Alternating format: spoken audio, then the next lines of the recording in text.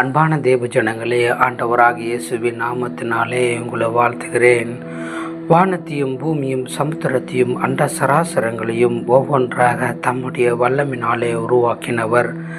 இந்த நாளில் கூட அன்புள்ள தேவனுடைய வார்த்தையை நாம் கேட்டு அதன்படி நடந்தால் நிச்சயமாக அன்புள்ள தேவன் சொல்கிறார், நீங்கள் நன்மையே தேடும் பொழுது நான் உன்னோடு இருந்து பெரிய காரியம் செய்வேன் என்று இந்த வேளையில் வாக்கு பண்ணி நம்மோடு பேசுகிற வார்த்தையை நாம் கேட்டு நாம் மனம் திரும்பினால் நிச்சயமாக அவர் நம்மை உயர்த்தி வாழ வைக்கிற தேவனாக இருக்கிறார்.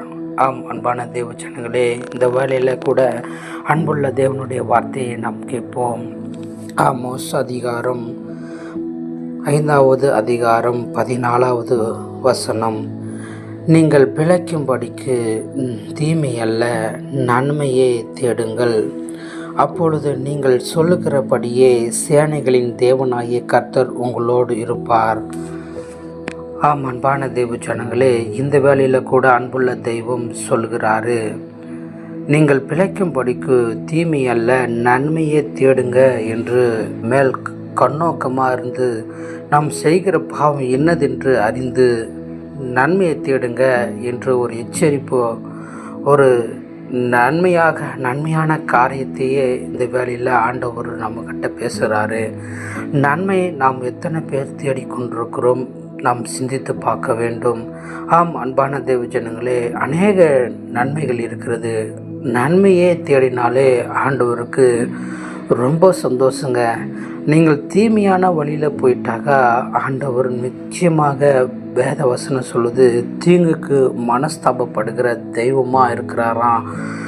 தீங்கு நம்ம எப்பெல்லாம் செய்கிறோமோ அப்பெல்லாம் கடவுள் ரொம்ப துக்கமாக இருந்து இந்த பூமியில் அப்படிப்பட்ட நபருக்காக பரிதவித்து வேதனையோடு கண்ணீரோடு பிதாவின் இடத்துல பரிந்து பேசுகிற தெய்வமாக இருக்கிறாரு. ஏனென்றால் ஒருவன் பாவம் செய்கிறவனானால் பிதாவாகிய தேவனுக்கு முன்பாக அன்புள்ள தெய்வம் இயேசு கிறிஸ்து அப்படிப்பட்ட நபருக்காக பரிந்து பேசி, என் பிள்ளை செய்த பாவத்தை மன்னிச்சிரு ஆண்டவரே, என் பிள்ளை செய்த பாவம் இன்னைக்கு விட்டுருவான், நாளைக்கு விட்டுருவான், மன்னிச்சிருங்க ஆண்டவரே என்று சொல்லி ஒவ்வொரு மனுஷனுக்காக அப்படிப்பட்ட தேவன் ஒவ்வொரு நாளாக நாம் கூட ஒரு பக்கம் ஒரு கொஞ்ச நேரம் கூட அழுகுறோங்க. ஆனால் படைத்த ஆண்டவர் இடைவிடாமலும் மனிதனுக்காக அழுந்து கொண்டிருக்கிறார். ஆம், அன்பான தேவ ஜனங்களே, நாம் பாவம் செய்யும் பொழுது ஆண்டவர் அழுகிறாரு. நாம் நீதியை தேடும் பொழுது நன்மையை தேடும் பொழுது ஆண்டவர் சந்தோஷப்படுகிறாரு. நமக்கு வருகிற நன்மையை பார்த்து நாம் எவ்வளோ சந்தோஷப்படுகிறோமோ, ஒரு பணம் நமக்கு கிடைச்சிதா போச்சு, நம்ம வாழ்க்கையில் சந்தோஷமாக இருப்போம். நம்ம வாழ்க்கையில் நம்ம சந்தோஷத்தை இனிமேல் யாரும் தடை பண்ண முடியாது. என்கிட்ட பணம் இருக்குது, என்னுடைய தாயும் தந்தையும் வச்சு அவங்கள எப்படியாச்சும் நல்ல விதமாக காப்பாற்றி ஏதாவது செய்யலாமே அப்படின்னு சொல்லி எவ்வளோ சந்தோஷமாக தன் குடும்பத்துக்காக எப்படியெல்லாம் நீங்கள் பல சிந்தனையினால் காப்பாற்றப்படணும், குடும்பம் நல்லா இருக்கணும்னு நினச்சி சந்தோஷப்படுகிறீங்களோ, அது போலவே ஆண்டவர் நம் நன்மையாகவே தேடும் பொழுது அவர் அதிகமாக சந்தோஷப்பட்டு உங்களை ஆசீர்வாதம் பண்ணவே அப்படியே அவரால் தாங்க முடியாது, எப்படியாச்சும் என் மகனுக்கு உதவி செய்யலாமே என்று இறங்கி வந்துடுவார். ஆம், அன்பான தேவ ஜனங்களே, சகலத்தையும் உண்டாக்கினவர், மனிதனுக்கு தேவையானது எல்லாம் தெரியும். இந்த ஆகாயத்து பறவைகளுக்கெல்லாம் எல்லா ஜீவன்களுக்கெல்லாம் அந்த அளவுக்கு கூட சோதிக்கப்படுகிற அளவுக்கு இல்லை. ஏனென்றால் வேதவசனம் சொல்லுது, மனிதனுக்கு நேரிடுகிற சோதனை இல்லாமல் வேறு இல்லை என்று வேதவசனம் சொல்லுதுங்க. ஏனென்றால் மனுஷனுக்கு தான் அநேக பாவங்கள், மனிதன் செய்கிற பாவம் கடவுளை துக்கப்படுத்துதுங்க. அன்று நோவா காலத்தில் அநேக மனுஷன் பாவம் செய்ததுனால தான் தேவனுக்கு ரொம்ப துக்கமாக இருந்தது. நான் ஏன் மனிதனை உண்டாக்கினேன் என்று சொல்லி வேதனைப்பட்டாருங்க. இனி இந்த பூமியில் மனுஷனால் இனி எனக்கு ஒரு பலன் இல்லை, நான் எல்லாத்தையும் அழித்து புதுசாக நான் உருவாக்குறேன் என்று சொல்லி தான் நோவா காலத்தில் மனிதனின் எல்லாரையும் அழிச்சிட்டாரு, மிருகத்தையும் அழிச்சிட்டாரு. நீதிமானாக இருந்த நோவா மட்டும்தான், அவர் குடும்பம் மட்டும்தான் 8 பேர் தாங்க காப்பாற்றப்படுறாங்க. இந்த உலகத்திலே அந்த 8 பேரால் தான் இந்த உலகம் முழுவதும் இன்றைய ஜெனரேஷனில் அநேக மக்கள் வாழ்ந்து கொண்டிருக்கிறோம். அவங்க மூலியமாக தான் நாம் பிறந்து வந்து காலங்காலமாக இந்த உலகத்தில் நாம் பல்வேறு விதத்தில் அழகழகான மனிதர்கள்லாம் பார்க்க முடியதாக இருக்கிறது. ஏனென்றால் தேவனுடைய சாயல்படி நம்மளை படைத்தார்.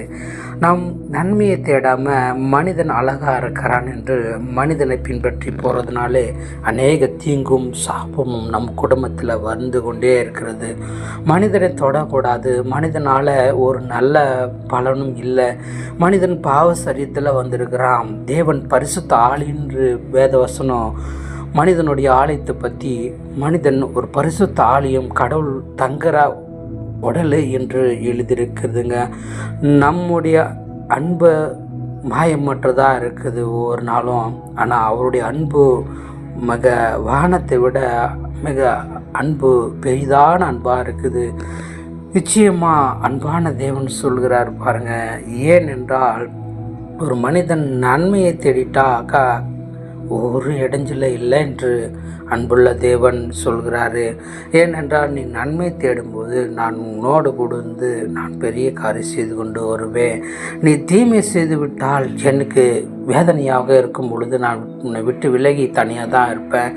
நீ எப்போ என்னை தேடி பரிசுத்தத்தை தேடிக்கொண்டு என்னிடத்தில் ஒப்பு கொடுக்குறையோ அப்பெல்லாம் உன்னை நான் பார்த்து ஆசீர்வதித்து நடத்துவேன்.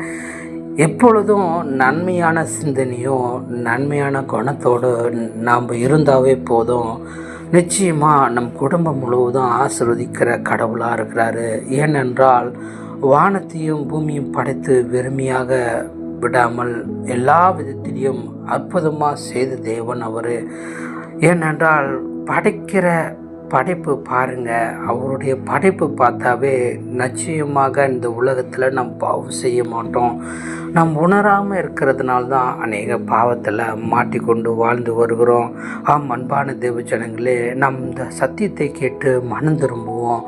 நிச்சயமாக ஆண்டவர் சொல்கிறார், நீங்கள் பிழைக்கும்படிக்கு தீமை அல்ல நன்மையை தேடுங்க. நன்மையை தேடும்போது நான் உன்னோடு இருந்து செய்யும் காரியம் நீங்கள் கண்ணால் பார்ப்பீங்க. ஏனென்றால் நீங்கள் நன்மை தேடாமல் அநேக விதத்தில் என்னை விட்டதுனால அநேக குடும்பத்தில் சண்டையும் போராட்டமும் பிரச்சனைகளும், குடும்பமே இல்லாத அளவுக்கு, ஒரு பாதுகாப்பு இல்லாத அளவுக்கு நன்மை தேடாமல் தீமையை தேடுறதுனால தேவன் நம் பட்சத்தில் பாதுகாப்பாக இல்லைங்க. அவர் தனியாக விட்டு தூரமாக நிற்கிறாரு. நாம் எப்போ சுத்தமாக இருக்கிறோமோ அப்போலாம் நிச்சயமாக ஆண்டவரும் செய்கிறாரு. ஆனால் அதே நினைப்பில் தான் நம்ம இருக்கணும் ஒழிய, ஆனால் அதே பாவம் செய்து கொண்டு வாழக்கூடாது. ஒரு மனுஷன் பரிசுத்தமாக இருந்துட்டா அந்த பூமியில் ஆண்டவர் எந்த சோதனையும் அனுமதிக்க மாட்டார். எந்த வேதனையும் எந்த மனுஷனுக்கும் வராது. அன்பான தேவ ஜனங்களே, இப்படிப்பட்ட மெய்யான தேவனுடைய வார்த்தையும் சத்தியத்தை கேட்டு எல்லா பாவ பழக்கத்திலிருந்து விடும்பொழுது நீங்கள் பிழைக்கும்படிக்கு நன்மையை தேடுங்க. அப்பொழுது நீங்கள் சொல்லுகிறபடியே நான் காணாதபடி இருக்கிறேன்னா, எனக்கு கடவுளே உதவி செய்யலை, நான் எப்படியே போயிட்டேன், என் கூட இருக்கிறாரா இல்லையான்னு நீங்கள் கண்ணால் பார்த்து உணர்ந்தோம் கடவுள் இல்லை என்று புலம்பிக் கொண்டிருக்கிற அன்பான தேவஜனங்களே, அப்படிப்பட்ட நபருக்கு எல்லாருக்குமே கடவுள் இருக்கிறார் என்று சொல்லுகிற வார்த்தை இதுதான்.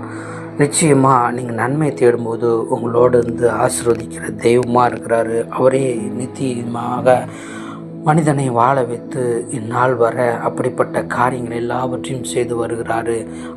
நம் மனம் திரும்பி அவருடைய சத்தத்தை கேட்டு எல்லா பாவத்தை விடும் பொழுது நிச்சயமாக நம்ம பாவத்தை மன்னித்து வியத்துக்கிற தெய்வமாக இருக்கிறாரு.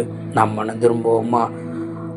அன்பான தேவ ஜனங்களே, எல்லா பாவ வழக்கத்திலேருந்து நாம் மனம் திரும்பும்போது புது சந்தோஷத்தை தந்து நிச்சயமாக ஒரு நாளும் சந்தோஷத்தை அந்த பாவத்தினால உங்களுக்கு எந்த விதமும் வராது. இயேசுவே மெய்யான தேவன் என்று அறிக்கை செய்யுங்க. உங்கள் வாழ்க்கையை நிச்சயமாக மாற்றுகிற தேவன் அவராக தான் இருப்பார். ஏனென்றால் யார் கைவிடுகிறார்களோ உங்களை கைவிடாமல் நடத்துகிற தெய்வம் அவர் தான்.